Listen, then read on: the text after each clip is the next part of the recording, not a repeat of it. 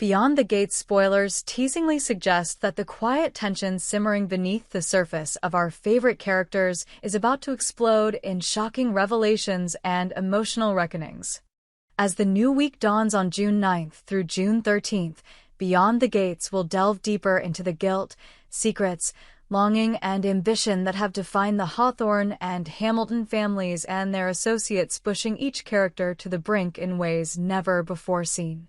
Prepare yourselves for a roller coaster of emotions, as moments of raw confession and heart-stopping deceit set the stage for an unforgettable week of drama. Naomi Hawthorne's burden of guilt has been building for weeks, but next week she finally shatters under its weight. In a hushed late-night conversation with her brother Vernon, Naomi's red-rimmed eyes glisten with unshed tears as she admits to their ailing grandfather, whom everyone affectionately calls Papa, that she is convinced she caused his hospitalization. It is an agonizing scene.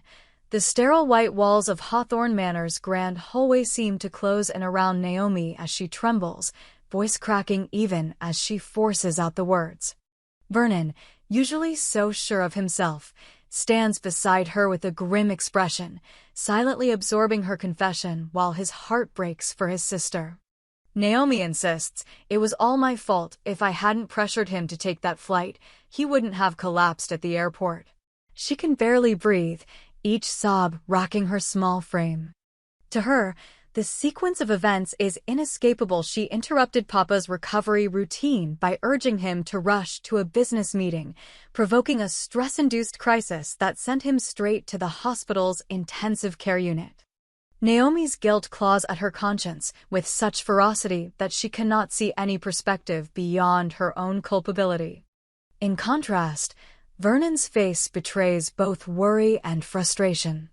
He knows deep down that their grandfather's heart condition is hereditary, an inherited ticking time bomb that would have sparked regardless of any persuasion Naomi wielded. Yet he dares not tell her that bluntly, fearing it will send her spiraling into depression or reckless behavior as penance. Instead, Vernon carefully chooses his words. He gently places a hand on Naomi's shoulder and whispers, "It's not your fault, sis. Papa's heart has been failing for years. We all saw the signs. You did what any caring granddaughter would do, pushed him to honor his duties, and he made his own choice to push back. You can't carry the weight of his illness on your shoulders." Naomi shakes her head fiercely and retreats into defensive denial, "But I nagged him about the flight. I should have let him rest. He loves me, and I betrayed that love by worrying about business instead of his health." The guilt is sincere and crushing. Her internal monologue echoes with the broken promise she believes she made to protect her family. The tension between them is palpable as Naomi's tears fall freely, soaking her blouse, while Vernon presses the elevator button repeatedly, each chime ticking like a clock counting down to an emotional breakdown.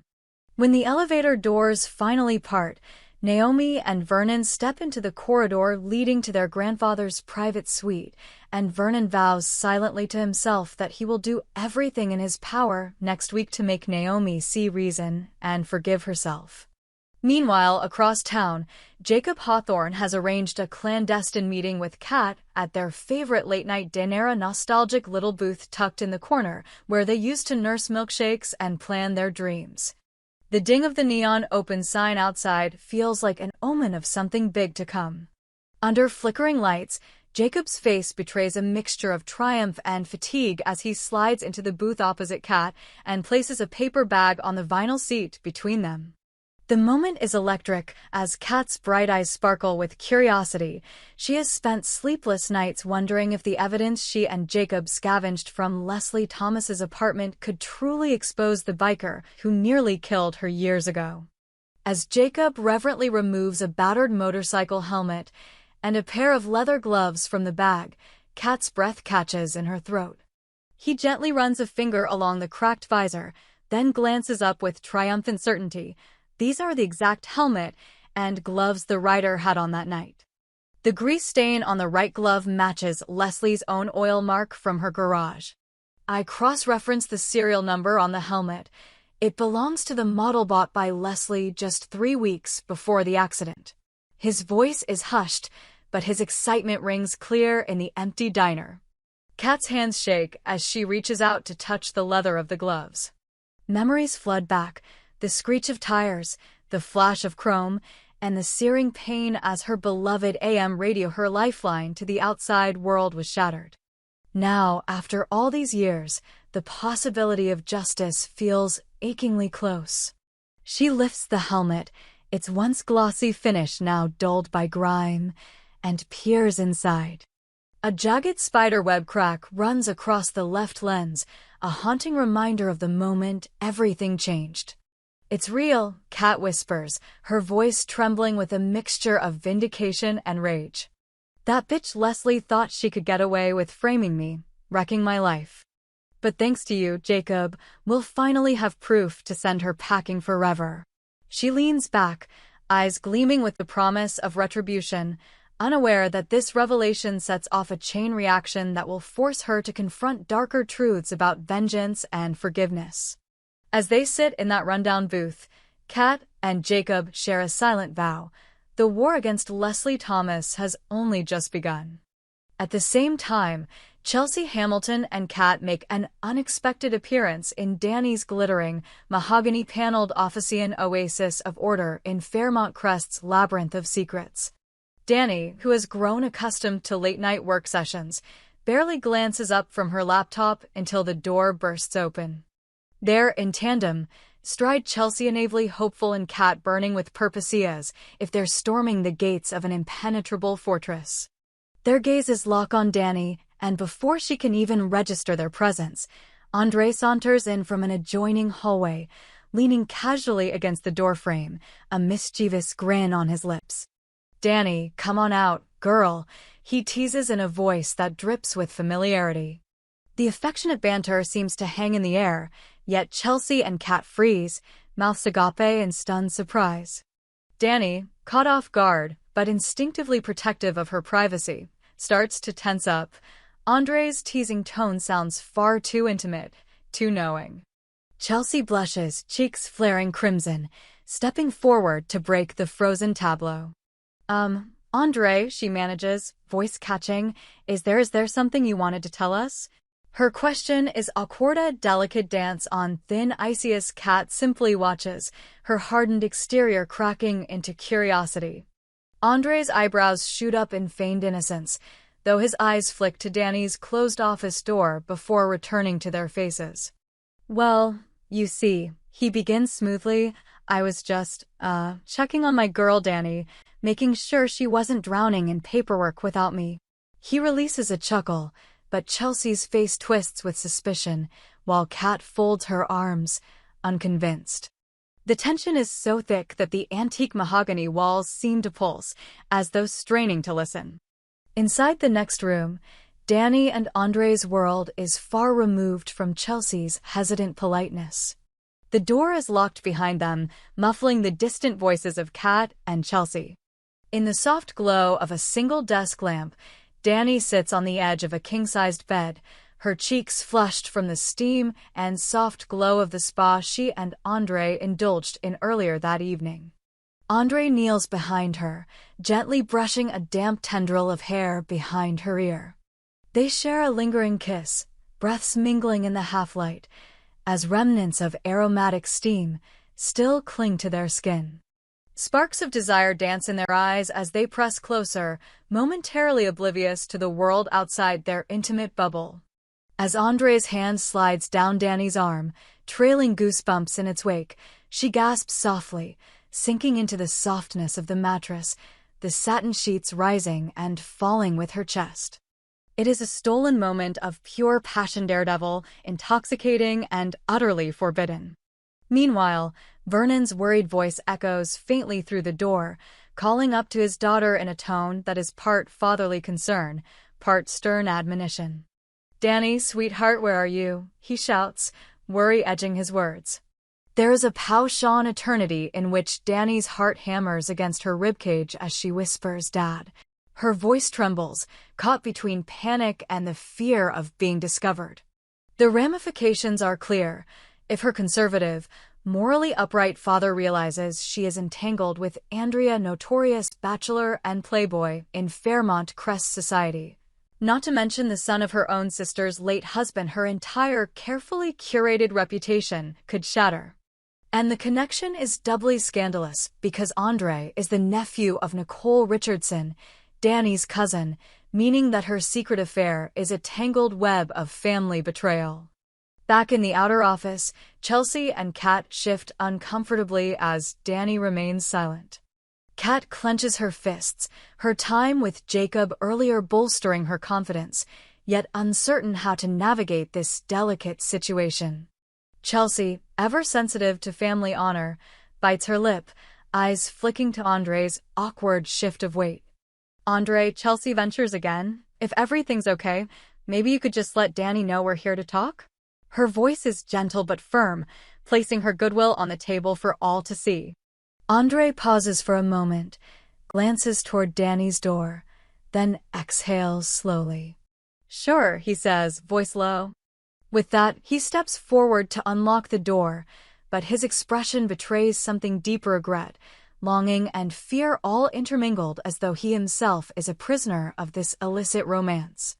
Danny steps into the office moments later, cheeks still flushed, eyes darting between Chelsea and Kat.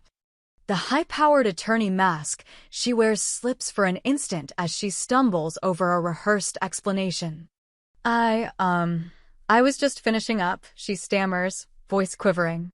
Chelsea's eyebrows knit in concern as Kat's presence makes the tension feel like static electricity.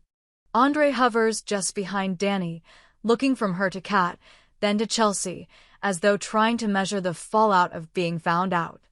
The dynamic is tensy three-act play unfolding in one cramped office. Meanwhile, at the posh Livingston estate, Anita Dupree lounges elegantly on an overstuffed sofa in the living room, a place that has seen more whispered confidences and whispered betrayals than most could imagine. Beside her sit the Articulette sisters, Sharon, her arms crossed tightly across her chest, and Tracy, animated and almost fidgety with excitement. The grand windows behind them overlook manicured gardens, the perfect facade for the maelstrom building within these very walls. Tracy leans forward, eyes blazing with militant conviction. "Love is real. Sisterhood is real," she declares to Anita and Sharon, her voice firm as though her declaration affords her the moral high ground. "All we have to do is take it back." For Tracy, the upcoming Articulette reunion is not just a social event, it is a crusade to heal fractured bonds, to reclaim what was lost to jealousy and childish squabbles when one sister married younger than the other, and when the other sister dared to outshine her at gala after gala. Tracy's words are laden with the kind of righteous passion that both inspires and frightens. Sharon, on the other hand, remains the cynic in the room, arms still crossed, lips pressed into a thin line. Her eyes gleam with something sharper than doubt, perhaps disdain, or a protective bitterness born of old resentment. The years have not mellowed Sharon, they have sharpened her defenses, turning her heart into a fortress. "Take it back," she scoffs, voice icy. "You think it's that simple? That all we have to do is waltz in there and fix years of backstabbing and manipulation? Darling, you're dreaming." Anita watches the exchange with a half-smile as though savoring the spectacle. The tension between her and the Articulettes is palpable. Anita has her own reasons to resent the sisters, from past business dealings gone sour to whispered rumors she's fed about each one's indiscretions. She leans back, arms resting casually on the sofa's ornamented frame, and chuckles softly.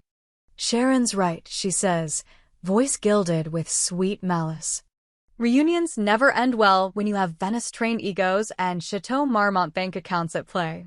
But if you've made up your mind, I suppose I'll watch the fireworks.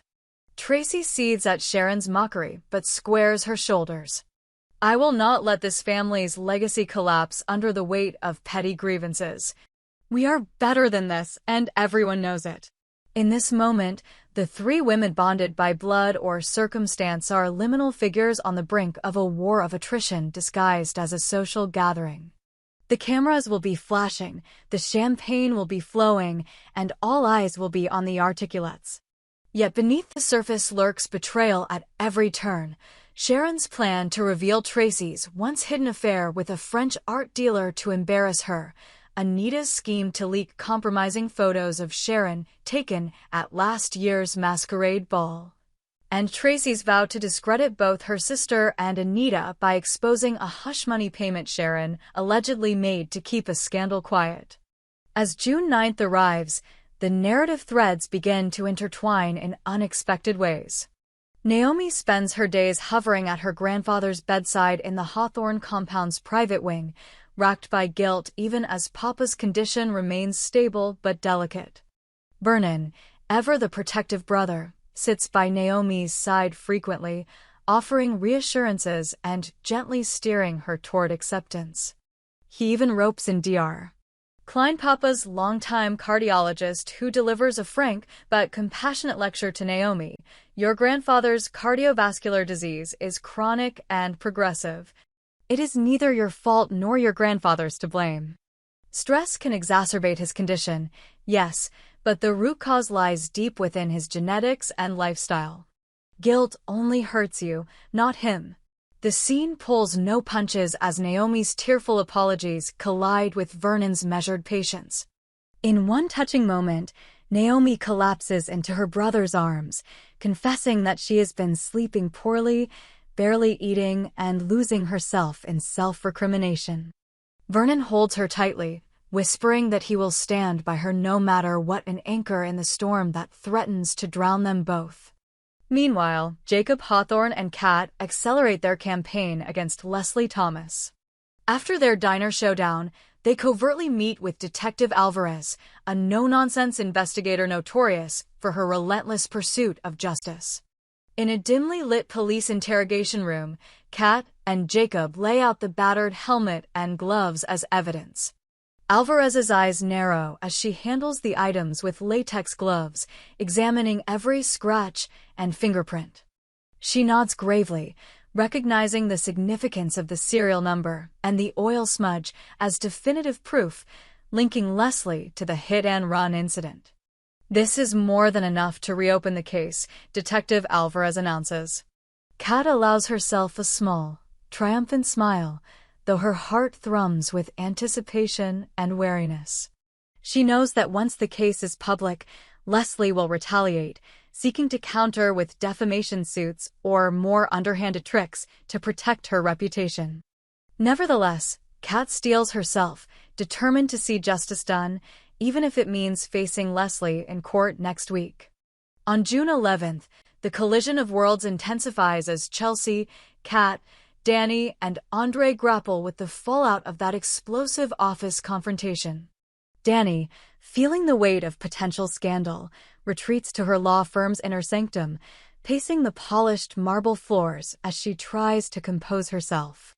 Chelsea, determined to salvage her cousin's reputation and the credibility of their family, gently suggests to Kat that perhaps Danny should be let off the hook for now lest the fragile Tranquility Wing partnership with Fairmont Crest be jeopardized.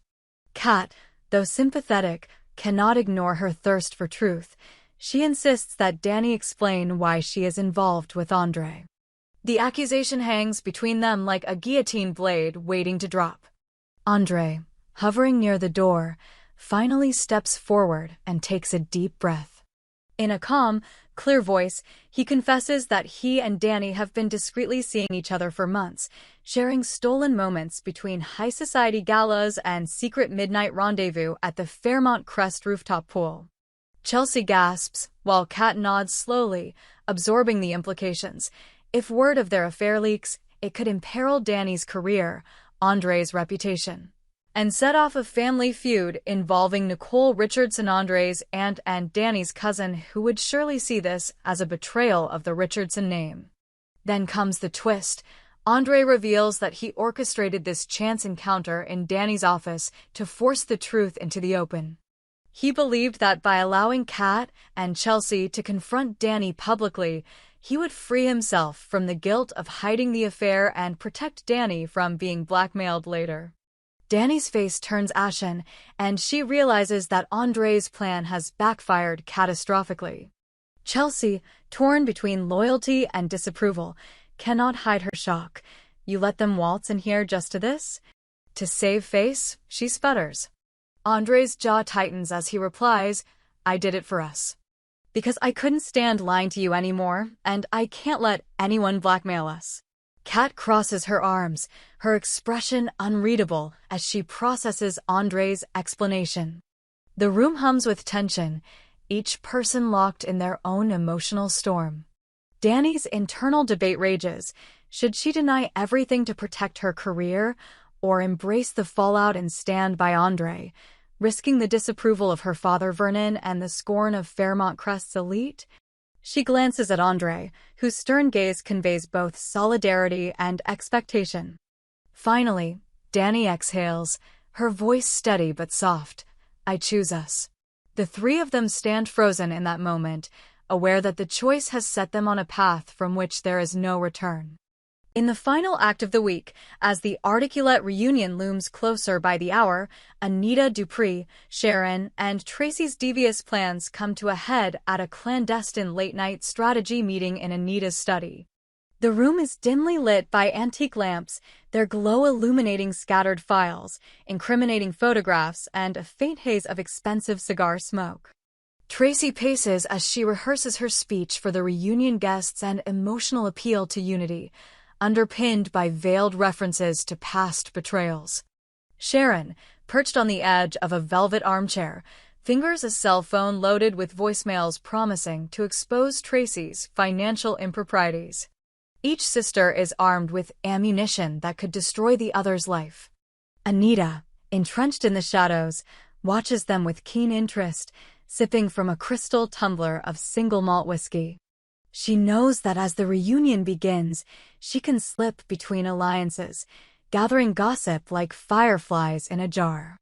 Her plan is to secretly record every whispered conversation, every snide remark, and then use it to broker deals that serve her own interests, ensuring that by the end of the night, at least one of the Articulette sisters will be so compromised they will bend to her will. As Friday night arrives, Beyond the Gates brings us to the grand ballroom of the Hawthorne estate, transformed into a glittering Articulette reunion under chandeliers dripping with crystal prisms. Family, friends, and high society luminaries mill about, glasses of champagne in hand, eyes shifting with curiosity. The air crackles with anticipation as Anita stands near the dais, poised to welcome guests with her trademark honeyed smile that hides daggers beneath her tongue. Sharon and Tracy emerge separately, Sharon draped in a sleek black gown that accentuates her statuesque frame, face set in an expression as cold as winter frost, Tracy radiant in a shimmering silver dress, her eyes alight with determined optimism. As they enter the room, whispers ripple through the crowd. Sharon and Tracy in the same room again? Will they bury the hatchet or bury each other? The tension is electric. Within minutes, the first volley is fired. Tracy ascends the dais and begins her prepared speech. Dear family, dear friend, tonight is about more than cocktails and critiques. It is about reclaiming the love we once had, about healing wounds that have festered too long. We stand here as sisters who have faced challenges, but now we choose forgiveness. A murmur of polite applause drifts through the room, but Sharon's interjection cuts through like a steel blade. From her place among the guests, she rises and taps the microphone, her voice lilting with faux concern. Forgiveness? Darling Tracy, do you truly expect us to overlook the fact that you accepted hush money from that French art dealer after our mother's death? Do you expect me to forgive you for selling our family's inheritance to your lovers, for betraying our father's last wishes? Gasps rise from the crowd as Tracy's face falls, her carefully constructed speech unraveling in an instant.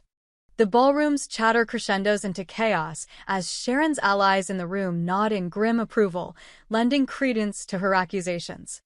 Tracy's lips tremble and her shoulders slump, but she refuses to break. Yes, I took money, honey. I used to save the family gallery from foreclosure. I did what I had to do to preserve our legacy. Perhaps if you'd shown even a shred of support, Sharon, I wouldn't have had to make that choice. The room teeters on the edge of pandemonium as father figures, aunts, uncles, and cousins lean in, hungry for every morsel of scandal. Anita watches with a smug satisfaction curling through her veins, knowing that the seeds of discord she planted are blossoming into full-blown warfare. She steps forward, raising her glass. "Ladies, please," she purrs, "there's no need for such acrimony. Let us not forget the true purpose of tonight's gathering." Her voice is saccharine, but her eyes glint with malicious delight, proof that, despite her calm countenance, she is reveling in the sisters' downfall. By the time the final notes of the string quartet fade into silence, the Articulette reunion has morphed into a battlefield. Alliances shift as relatives choose sides. Some cling to memories of shared childhood joys, others hurl insults laced with poison. Sharon storms out in a huff, leaving Tracy in tears, and Anita remains behind, surveying the wreckage with cold satisfaction. The camera pans across the devastated faces of onlookers, capturing their shock, pity, and schadenfreude in equal measure. Meanwhile, in a quiet corner of the ballroom, Kat and Jacob slip away. Kat's expression solemn, weighed down by what her victory against Leslie Thomas will cost her in upcoming legal battles, Jacob's arm draped around her shoulders, offering silent support as he contemplates the new responsibilities thrust upon them as her emotional anchors. Elsewhere, Danny and Andre, newly united by confession, slip through the servants' corridor to the roof terrace, seeking solace away from the din. The moon hangs full and bright over Hawthorne Manor's sprawling grounds, and as they stand side by side, arms intertwined, they realize that dawn will bring new challenges. Danny's phone vibrates with an incoming text from Vernon. "Meet me in the study at dawn. We need to talk." She and Andre exchange a worried glance, knowing that Vernon's wrath and disappointment will be merciless. Yet as they lean into each other, eyes closed, bodies aligned against the night breeze, they draw strength from the fact that their love has already weathered the storm of secrecy and scandal to flourish in the open. They share a final kiss under the stars before slipping back inside to face whatever lies ahead. Back in the Hawthorne Hospital wing, Naomi awakens before sunrise, haunted by nightmares of her grandfather's death. She shuffles down the dim corridor, her feet shod only in slippers, toward Papa's room. Vernon intercepts her, concern etched into every line of his face. "Naomi, sweetheart, you can't keep doing this to yourself," he says gently. She shakes her head, blinking away tears. "I have to know he's okay," she whispers, voice raw. They enter the room together, and Papahi's eyes fluttering open manages a weak smile upon seeing them. For a fleeting moment, the tension dissolves. Naomi bursts into tears, bowing her head. Papa reaches out, grasping her hand with strength that belies his frailty. "My dear girl," he croaks, "I love you. Don't let guilt steal that love from you." His words, spoken with such vulnerability, hit Naomi like a wave. Though she has blamed herself relentlessly, hearing it from Papa's lips brings a cathartic release, the knowledge that his love transcends human failings, that he refuses to be a victim of her guilt. As the first rays of sunlight filter into the window, illuminating the pale blue hospital walls, Naomi allows herself a shaky smile. She looks at Vernon and says quietly, maybe I can forgive myself now." He squeezes her hand, offering a nod of support, and for a moment, serenity settles over the havoc that has consumed the Hawthorne household for weeks. Beyond the Gates has expertly woven these interlocking storylines: Naomi's journey through guilt and redemption, Kat and Jacob's pursuit of justice, Danny and Andre's tumultuous romance, and the Articulette sisters' combustible reunion into a tapestry of suspense, emotion, and intrigue. Each character is pushed to their breaking points as their secrets and ambitions collide with devastating consequences. But for every crushing betrayal, there is the possibility of forgiveness, for every scandalous revelation, a chance at reconciliation, and for every tear shed, a glimmer of hope that love, in its many forms, may ultimately triumph. By the time Friday's final credits roll, the stage is set for an even more explosive week ahead, as alliances shift and new schemes emerge from the ashes of this week's revelations. One thing is certain: the characters of Beyond the Gates will never be the same, and viewers will be left breathless, wondering who will rise, who will fall, and who will simply survive the trials that fate has cruelly arranged for them.